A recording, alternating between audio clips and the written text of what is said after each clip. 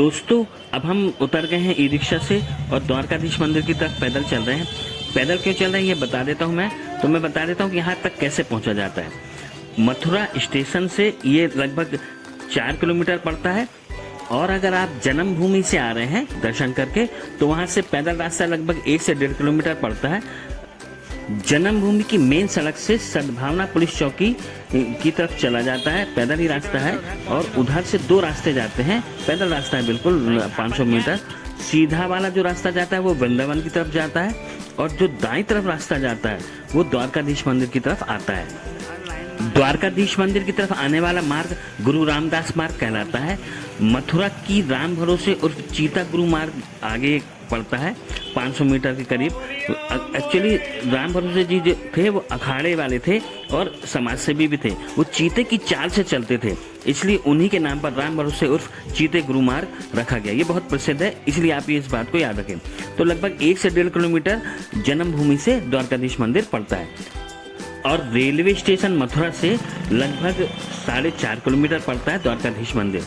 अब मैं बता देता हूँ कि यहाँ पैदल आने की वजह, पैदल आना इसलिए वजह ये बन रहा है क्योंकि यहाँ पर एक तो सकरी गलियाँ हैं जो कि वैसे तो बड़ी प्यारी और मनमोहक हैं और मेरे को तो बड़ी अच्छी लग रही हैं और एक पुराना एहसास करा रहा है पुराने भारत का गोकुल की, और उसका एक अलग ही सुकून और शांति महसूस हो रही है। पर वजह ये कि यहाँ पर सकरी गलियाँ होने की वजह से यहाँ पर बड़ी गाड़ियाँ अलाउ नहीं करते हैं दिन में। ये सुबह सुबह इलेक्ट्रिक ऑटो ये जो आपने देखा वो जिसमें हम आए थे वो अलाउ कर देते हैं थोड़े समय के लिए, फिर वो भी समय बाद कुछ बंद हो जाती है और लगभग 1 किलोमीटर तो आपको पैदल ही आना पड़ता है। तो हम भाई पूछने गए थे कि द्वारकाधीश मंदिर अभी कितना दूर है, तो आगे उन्होंने पता किया तो बताया बस यही पहुँच ही गए हम लोग। तो दोस्तों ये सामने हमारे आ गया है द्वारकाधीश मंदिर और यहाँ की बिल्डिंग देखिए कितना प्यारा पुराना स्ट्रक्चर दिख रहा है, बड़ा ही सुंदर लग रहा है कि उसी समय का है। और अभी इसके बारे में भी आपको अंदर मैं जानकारी दूंगा ये कब निर्माण हुआ, कैसा हुआ। पहले हम यहाँ पे जूते और बैग जमा करते हैं, अंदर अलाउ नहीं है। ये 2 रुपये लेते हैं तो इनको दे देते हैं और जमा करते हैं। दे रहे जमा कर रहे हैं। दोस्तों सुबह से अभी तक हमने कुछ खाया नहीं है और हमने सोचा था दर्शन करके ही खाएंगे, तो वहाँ कृष्ण जी के दर्शन कर लिए जन्मभूमि में और अब यहाँ पे चाह रहे हैं कि हम यहाँ भी द्वारकाधीश के दर्शन कर लें और उसके बाद खाएं। हालांकि ये कचौरियाँ देखकर, बढ़िया प्याज वाली कचौरी और ये सारी चीज़ें देखकर तो मुँह में पानी आ रहा है, लेकिन भाई पहले दर्शन करेंगे फिर आराम से नाश्ता करेंगे। वैसे भी मथुरा की कचौरी बहुत प्रसिद्ध है और यहाँ की कचौरी, आलू वाली कचौरी, दाल की कचौरी और इसके पास तो बिढ़ई भी है और सुगंध आ रही है तो बड़ा अच्छा लग रहा है। पर हम लोग करेंगे अब दर्शन करके नाश्ता। सुबह सुबह का ये बाजार तो बड़ा अच्छा लग रहा है। इधर एक्चुअली भगवान के श्रृंगार और बहुत सारी चीज़ें इस्तेमाल की दुकानें हैं जो सुबह सुबह खुल जाती है और बड़ी मनमोहक है। बहुत अच्छी चीज़ें अंदर हमने देखी है, तो कभी आप आएँ तो इसका भी लाभ लें। चलिए हम तो चलते हैं अभी अंदर मंदिर की तरफ, क्योंकि इधर अलग अलग है हिसाब आरती पूजन का। तो चलिए प्रवेश करते हैं। बोलो द्वारकाधीश महाराज की जय।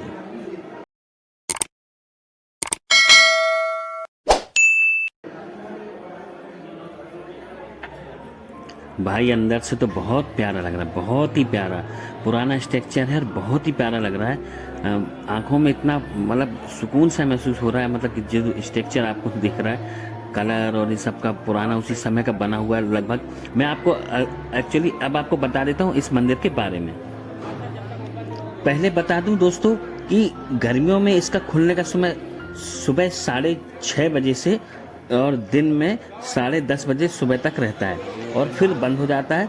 मथुरा के सभी मंदिर दिन में बंद हो जाते हैं, फिर शाम को इस मंदिर में 4 बजे शाम को ओपन होता है और 7 बजे बंद हो जाता है। ऐसे ही सर्दियों में ये 6:30 बजे सुबह खुलता है और 10:30 बजे तक सुबह बंद हो जाता है और फिर शाम को 4 बजे खुलता है, लेकिन शाम के 6 बजे तक बंद हो जाता है सर्दियों की वजह से।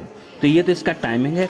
अब मैं आपको बता देता हूँ कि इसकी आरती का समय। तो दोस्तों इसकी मंगल आरती जो होती है, मंगला आरती कहलाती है, सुबह 6:30 बजे से 7 बजे के बीच होती है। फिर श्रृंगार आरती सुबह 7:40 से लगभग 7:55 तक होती है। फिर होती है द्वार आरती जो कि 8:25 से 8:40 तक होती है। जो कि अब हमें मिलेगी क्योंकि हमारा टाइम लगभग वही हो रहा है। और राजभोग आरती होती है सुबह 10 बजे से 11 बजे तक। तो इस दान पात्र में अगर आप कुछ दान करना चाहें तो अवश्य करें। दोस्तों, मैं कोशिश करता हूं कि कार्यालय में जाकर कुछ स्पेशल जानकारी यहाँ के बारे में, जो मंदिर के बारे में जो ज़्यादा से ज़्यादा जानकारी मिल सके लेता हूँ और फिर आपको बताता हूँ।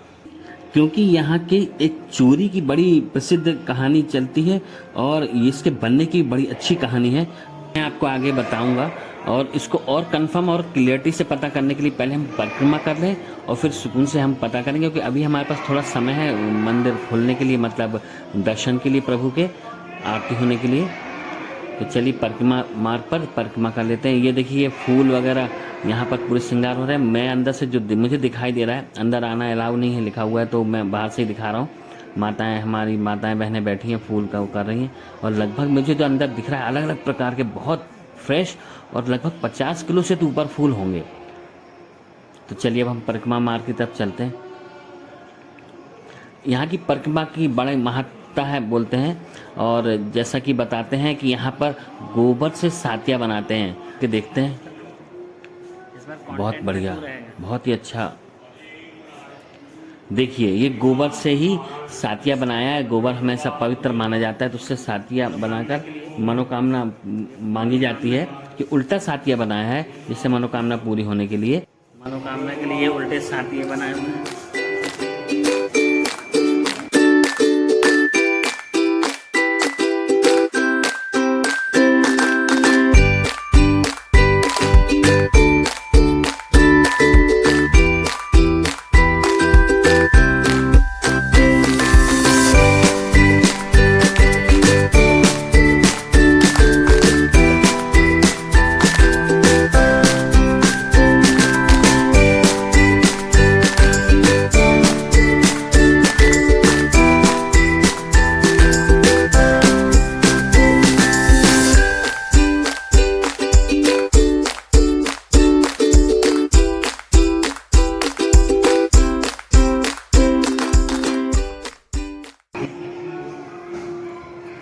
ये अपने शुभम भाई बैठे हुए हैं, अपनी मम्मी को कॉल कर रहे हैं, बता रहे हैं कि हम पहुंच गए हैं। अभी तक सुबह से बात नहीं हो पाई थी। चलिए जब तक हम कार्यालय में बात करके आते हैं।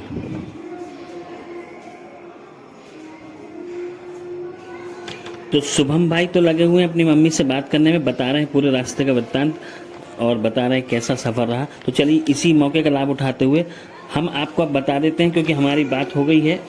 लक्ष्मण प्रसाद पाठक जी हैं जो द्वारकाधीश कार्यालय के सहायक, उनकी जानकारी, उन्होंने पूरी जानकारी दी और बहुत अच्छी रोचक जानकारी मिली है। और जो जानकारी मुझे नहीं थी वो जानकारियाँ भी मिली है। चोर वाले किस्से में तो वो स्वयं प्रत्यक्षदर्शी रहे हैं, उन्होंने ये कैसे हैंडल किया था। तो दोस्तों, पूरी कहानी बताने से पहले अगर आप मेरे इस चैनल पर नए आए हैं तो प्लीज़ सब्सक्राइब कर लीजिए, क्योंकि काफ़ी मेहनत लगती है सारी जानकारी के लिए और सारी फुटेज और एडिट करके आप तक पहुंचाने के लिए। और अगर चैनल पसंद आता है तो लाइक कीजिएगा, कहानी अगर पसंद आती है तो सब्सक्राइब कीजिएगा और शेयर भी कर दीजिएगा, क्योंकि इससे ही हम मोटिवेट होते हैं, हमारा हौसला बढ़ता है आगे और काम करने के लिए। जब हम थक जाते हैं तब भी हमारा मन होता है काम करने के लिए। तो आपका ये सब्सक्राइब करना, लाइक करना, कमेंट्स करना ही हमारा हौसला बढ़ाता है। तो प्लीज़ आप कमेंट्स कीजिएगा, बताइएगा ये व्लॉग आपको कैसा लगा। तो चलिए शुरू करते हैं। देखिए दोस्तों, अभी समय भी 10 मिनट हमारे पास, तो चलिए हम शुरू करते हैं। सबसे पहले देखिए दोस्तों, ये सामने 5 स्तंभ हैं नक्काशीदार, जिनमें से 2 बाईं तरफ के स्तंभ पुरुषों के लिए हैं, दाईं की जो तरफ स्तंभ दिख रहे हैं 2, वो हैं लेडीज़ के लिए, स्त्रियों के लिए, हमारी माताओं बहनें के लिए। और ये जो बीच वाला हिस्सा आप देख रहे हैं, ये सामने जिसमें फूल माला और ये पूरा पड़ा हुआ है 2 स्तंभों के बीच में, ये वाला जो 5वां गलियारा है, ये जो बीच वाला हिस्सा है ये खाली रहता है, जो कि हमें सीधे प्रभु के दर्शन भी करवाता है। और ये ऊपर स्क्रीन लगा हुआ है जिसमें आप डायरेक्ट दर्शन कर सकते हैं। तो चलिए दोस्तों, सन 1814 में सेठ गोकुल दास पारिक जी, जो कि अपनी पत्नी से किसी बात पर नाराज होकर ग्वालियर चले गए थे और वहाँ ग्वालियर स्टेट के खजांची हुए। दौलत राव सिंधिया जी महाराज जी वहाँ के महाराज थे, तो उन्होंने उनको अपने संरक्षण में रख लिया, क्योंकि वो एक पंडित कुल से थे और उनको अच्छे ज्ञान भी था पारिक जी को। दोस्तों बता दूं, ये पूरे स्तंभ और जो सामने ऊपर आपको दिख रहा है वो पूरा हिस्सा चांदी का बना हुआ है और अथाह धन इस पे और सोने चांदी और गलाकर इसको बनाया गया था। तो इसका आनंद भी लेते चलिए, देखते चलिए और कथा भी सुनते जाइए। तो सेठ गोकुलदास पारिक जी जो हैं वो जब सिंधिया महाराज के यहाँ कार्य करने लगे तो किसी बात से नागा साधु जो उस समय थे वो सिंधिया महाराज से नाराज थे। तब उन्होंने पारिक जी को भेजा कि वो उनको मना ले। तो उन्होंने अपनी कूटनीति से नागा साधुओं को प्रसन्न कर लिया और उनसे बहुत सारा धन भी प्राप्त किया। उस समय बहुत 21,000 स्वर्ण मुद्राएं बहुत महत्व रखती थी। देखिए ये जो पूरा स्ट्रक्चर है ये पूरा चांदी का है और ऊपर कृष्ण लीला बनाई हुई है चारों तरफ, इसका भी आनंद लीजिए। तो जब वो सिंधिया महाराज के पास वापस आए तो सिंधिया महाराज ने कहा ये धन साधुओं द्वारा दिया गया है, यह हमारे किसी काम का नहीं है, न हमें इसे किसी कार्य में लगाना चाहिए, न राज के कार्य में न पर्सनल कार्य में, इसको हमें किसी धर्म के कार्य में लगाना चाहिए। तो ऐसा सुनकर फिर वो पारिक जी वापस आ गए। पारक के बाड़े में, ग्वालियर में पारक का बाड़ा है, वहां पर आकर उन्होंने खुदाई शुरू करवा दी। पहली खुदाई में उनको मूर्ति मिली जो कि उन्होंने ग्वालियर में ही स्थापित करा दी, जो कि आज हरिहर नाथ के नाम से पहचानी जाती है। वहाँ मंदिर है हरिहर नाथ का, वो पहचाना जाता है। फिर आगे खुदाई में शिव जी की मूर्ति मिली जिसे उन्होंने मथुरा में लाकर यमुना नाथ जी के नाम से प्रसिद्ध है। उनको जो यमुना नदी है यहीं आगे उनके यमुना नाथ जी के नाम से प्रसिद्ध है, वो मूर्ति स्थापित कराई। फिर आगे खुदाई शुरू की तो मजदूरों ने वहां पर सुना, खुदाई करते समय की आवाज आती थी, धीरे धीरे आराम से, धीरे धीरे आराम से। ऐसी आवाजें मजदूरों ने कई बार सुनी और वो डर कर काम छोड़कर, कुदाल भावड़ा छोड़कर भाग गए। फिर उन्होंने दूसरे नए मजदूर लाए और रात में काम शुरू कराया मशालों की रोशनी में। तब फिर वही आवाजें आने लगी, जरा धीरे धीरे, जरा धीरे धीरे। तब भी उन्होंने अपना काम शुरू करते रहे और चलता रहा। तब खुदाई में मूर्ति निकली इन्हीं की, द्वारकाधीश महाराज की। रात्रि में पारिक जी को स्वप्न आया कि मुझे यमुना में ले चलो, मथुरा की यमुना में ले चलो, और वो उनको उस मूर्ति को लेकर यहाँ पर मथुरा जी में आ गए और यहाँ पर मंदिर के निर्माण का कार्य शुरू कर दिया। लेकिन बीच में ही उनकी मृत्यु हो गई। तब उनके पुत्र लक्ष्मीचंद ने इस निर्माण कार्य को पूरा कराया और मूर्ति स्थापित की। दोस्तों अब पट खुलने का समय हो गया, तो पहले करते हैं द्वारकाधीश का दर्शन, फिर आपको सुनाता हूँ वो चूर की कहानी जो बड़ी रोचक है।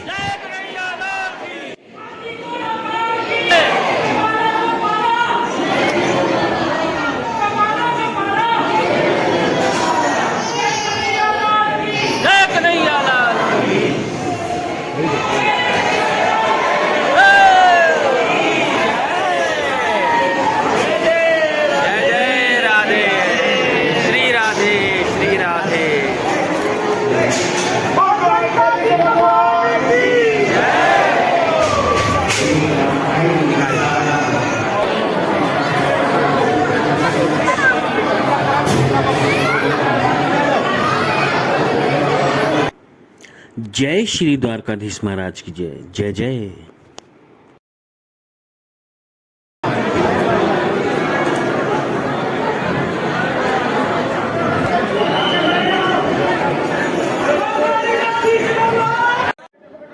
काफी समय पहले दोस्तों यहाँ पर एक चोर चोरी करने आया और उसने चोरी की, और जब सामान इकट्ठा करके ले जा रहा था तो उसे एक थप्पड़ महसूस हुआ और वो बहुत तेजी से उछलकर गिर पड़ा और सारा सामान बिखर गया और वो भाग गया।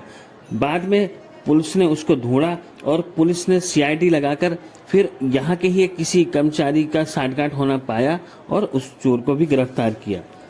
तो ऐसी महिमा भी रही है द्वारकाधीश जी की। वो कहते हैं कि वो बहुत तेज थप्पड़ उसे पड़ा था और वो डर गया था और उसने फिर पूरी कथा ये बताई। दोस्तों यहाँ शालिग्राम जी का भी मंदिर है, तो इसके भी दर्शन अवश्य करें। तो चलिए हमारे हो गए द्वारकाधीश जी के मंदिर के दर्शन। आपको ये व्लॉग कैसा लगा जरूर बताएं और कमेंट्स में जय श्री कृष्ण जरूर लिखें। बोलो द्वारकाधीश महाराज की जय। तो चलिए दोस्तों अब हम चलते हैं आगे अपनी यात्रा पर, जो कि है कंस किला और हमारा विश्राम घाट। तो मेरा ये वीडियो पसंद आए तो प्लीज लाइक कीजिए, शेयर कीजिए, साथ ही बेल आइकन दबाना ना भूलें, जिससे मेरा अगला नोटिफिकेशन, अगला वीडियो आपको मिलता रहे। साथ ही कमेंट्स करके बताएं कि आपको इस वीडियो में क्या अच्छा लगा, क्या ठीक नहीं लगा, क्या कमी रह गई जिससे मैं आगे उसमें सुधार कर सकूं। थैंक यू, शुक्रिया।